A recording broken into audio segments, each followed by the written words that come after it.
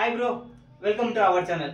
நம்ம இந்த வீடியோல வந்து ட்ரெடிங் வந்து PCD வந்து அதிகமா வருது.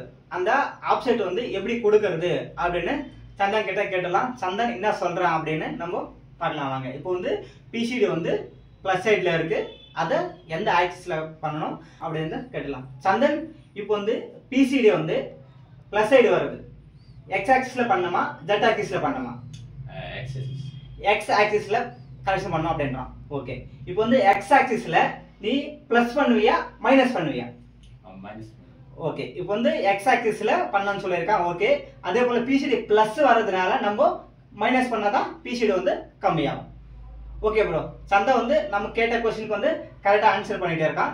ஏன்னா ஒரு சிலருக்கு வந்து கொஞ்சம் கன்ஃபியூஸா இருக்கும். புதுசா பிகினர்ஸா இருந்தாங்கன்னா இந்த CNC ஃபீல்ட்ல பிகினர்ஸா இருந்தாங்கன்னா டர்னிங்ல அவங்களுக்கு வந்து கொஞ்சம் கன்ஃபியூஷனா இருக்கும். சோ இந்த வீடியோ பார்த்தா உங்களுக்கு கிளாரிட்டி வந்து கம்பல்சரி கிடைச்சிருக்கும்னு நினைக்கிறேன் நான். PCD அதிகமா வந்தா நம்ம X ஆக்சிஸ்ல மைனஸ் பண்ணனும். PCD கம்மியா இருந்ததுன்னா X ஆக்சிஸ்ல பிளஸ் பண்ணனும். Okay bro. Thank you for watching. நம்ம அடுத்த வீடியோல சந்திப்போம்.